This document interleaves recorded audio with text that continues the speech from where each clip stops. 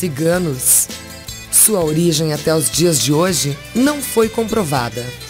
Alguns estudos apontam para a Índia, outros para o leste europeu, e não são poucas as hipóteses, porém, nenhuma confirmada. Sua língua é o romani, ou romanês, um dialeto que não é escrito e é passado de pai para filho sob forma de tradição oral. As raízes desta língua são o latim e o sânscrito, e só os ciganos sabem falar. Os ciganos nascidos no leste europeu, em países como a Romênia e Iugoslávia, são da etnia caldeiracha, que significa ferreiro. Estes costumavam fazer tachos de cobre, forjar espadas e facas e confeccionar ferraduras para cavalo. Os ciganos da Itália, Portugal e Espanha são os Calon. Da Alemanha, os Sinti. Os ciganos de ascendência árabe são chamados de Horahano. E não esqueçamos também os Machuanga.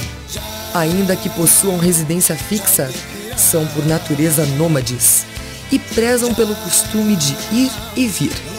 Povo sofrido, que vive abaixo de preconceito, mas de tradição alegre e festeira.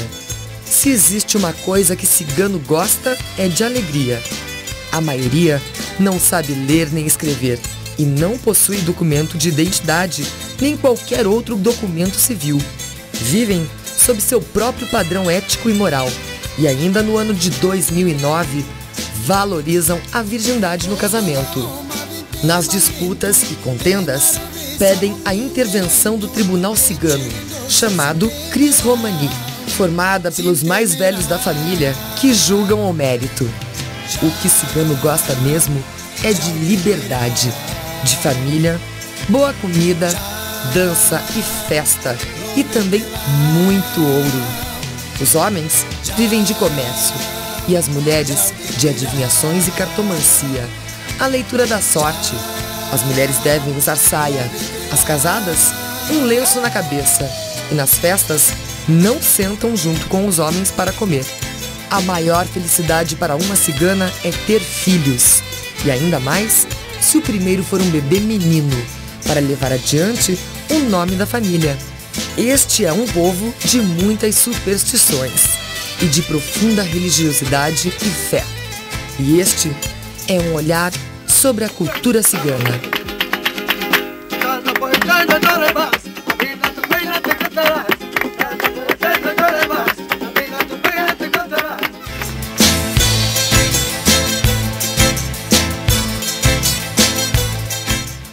Para mim, ser cigano é um modo de vida totalmente, eu vou falar assim, livre, uma coisa assim, sem muito apego.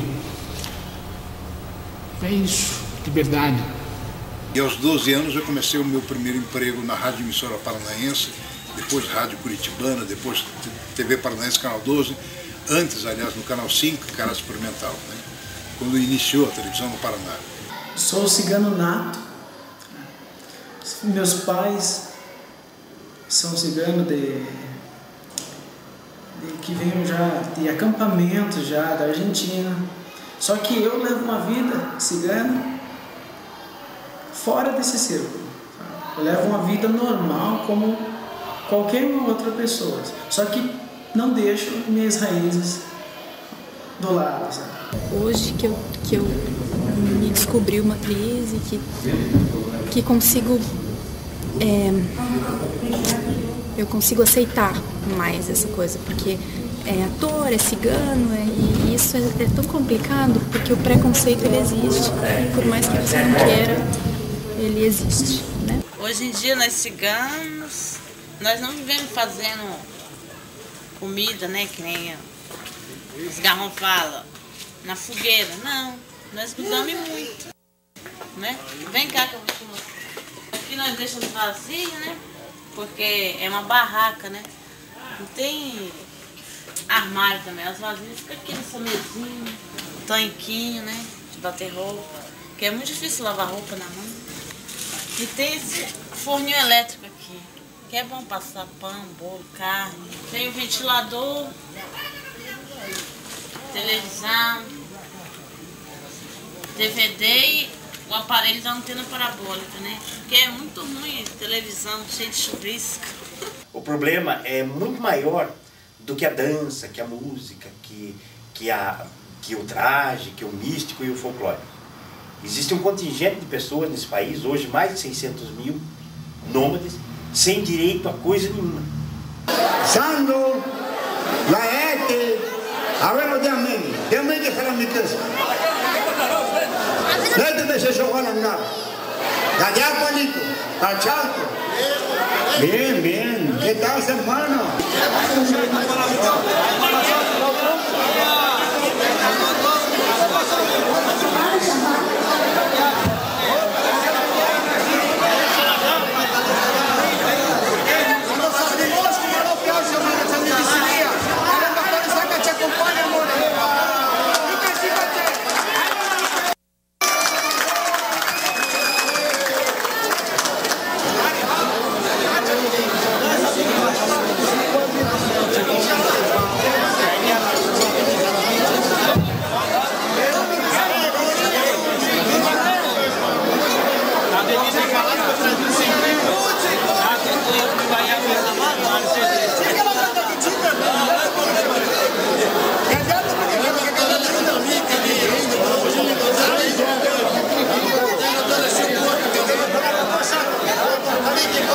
Esse aqui é o primeiro noivado, em cigano se diz capara. É capara ou noivado, quer dizer, em brasileiro. Então esse aqui é o noivado da minha filha. E futuramente, dia novembro, quando ela completar 15 anos, vai ser o aniversário de 15 anos e mais o casamento dela. Vai ser na mesma data. Que a gente escolheu que ficava mais bonito. Fazer o aniversário de 15 anos junto com o casamento. O casamento vai ser dia 15, vai ser dia 16 e 17, depois dos meus 15 anos, que vai ser em novembro. Daí a gente vai fazer uma festa grande, né? E vamos fazer 3 dias de festa. Ah, muitas coisas, muita alegria, muita felicidade, que todo mundo se dá, que eu vivo bem, eles também, tudo bem.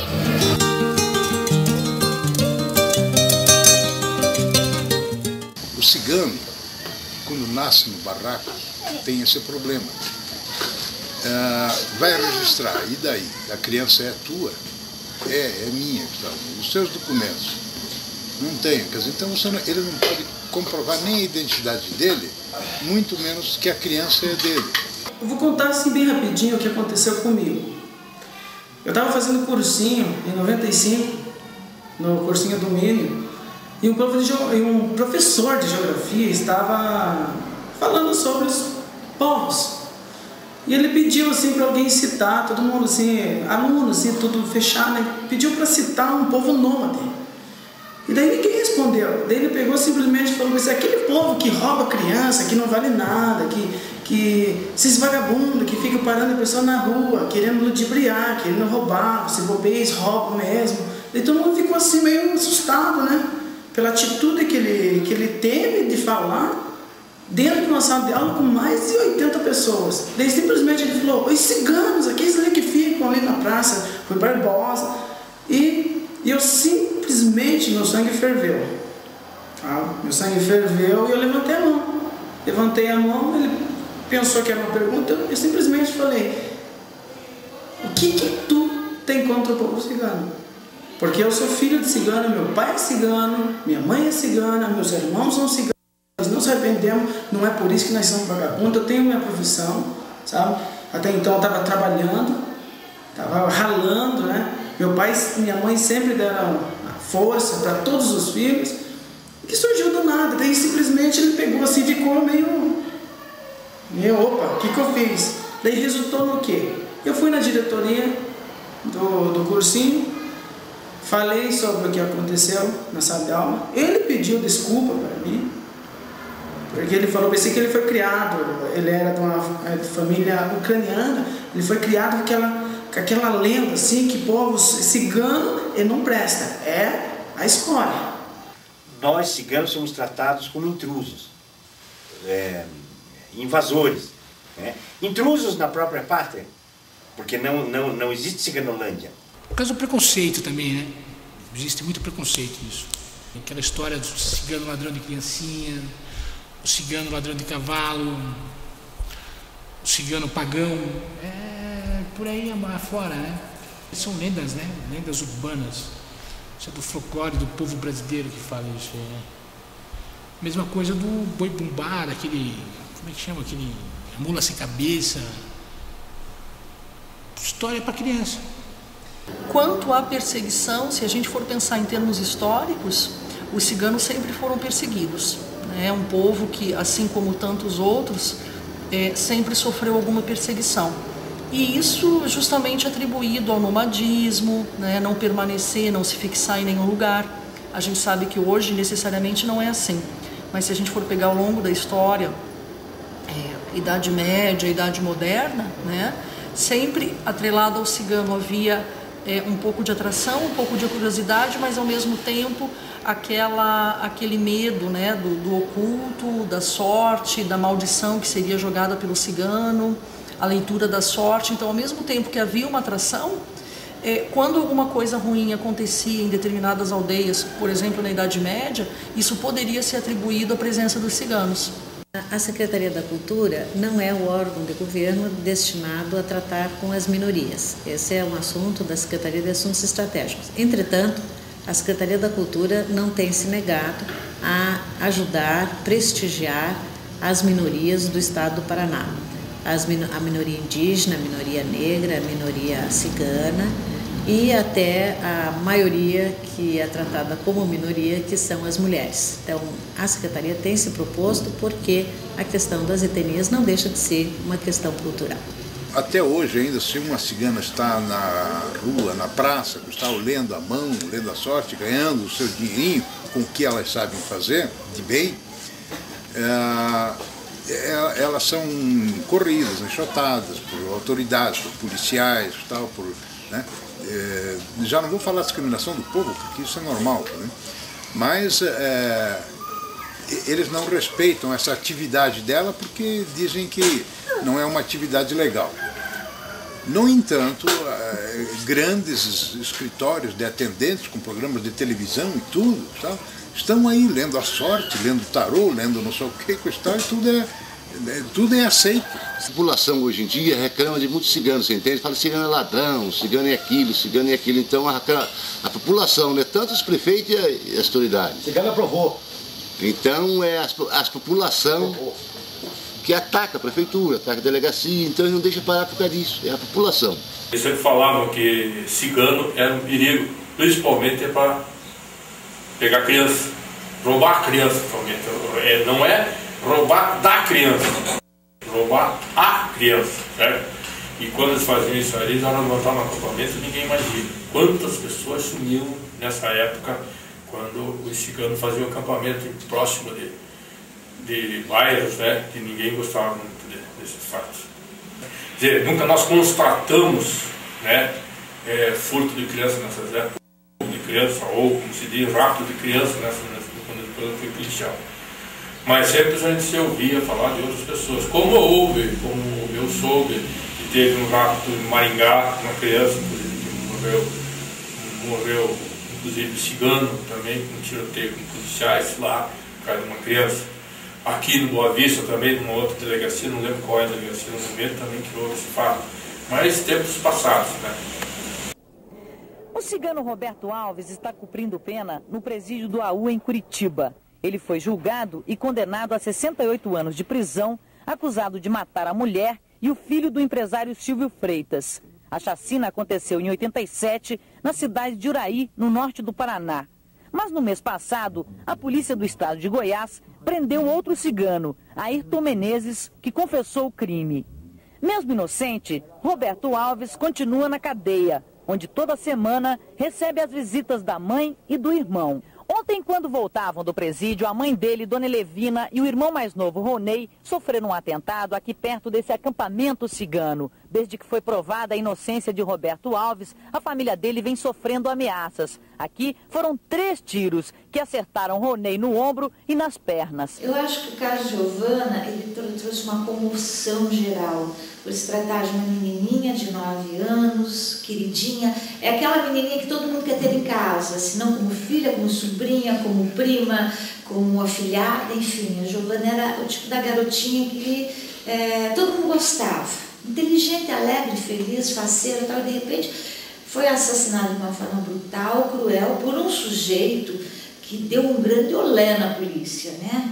Por um criminoso que realmente deu um baile na polícia até as investigações se concatenarem, enfim. Aí apareceu a figura dos ciganos, que já é uma classe, uma categoria, um tipo de gente que muitas pessoas tratam de uma forma diferenciada. É um povo até, dá para se dizer, excluído, né?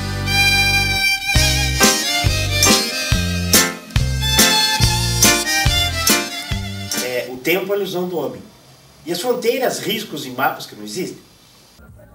Festa faz parte de qualquer casamento, mas os ciganos exageram. São 3 dias. A alegria começa já nos preparativos. É tudo um pouco improvisado, mas o que importa é ficar bonito. E vamos aos personagens principais. O galante noivo, uma não muito discreta noiva, a mãe da noiva e o emocionado pai da noiva. E quem fala que cigano não chora e homem não chora, isso pra mim é mentira, viu?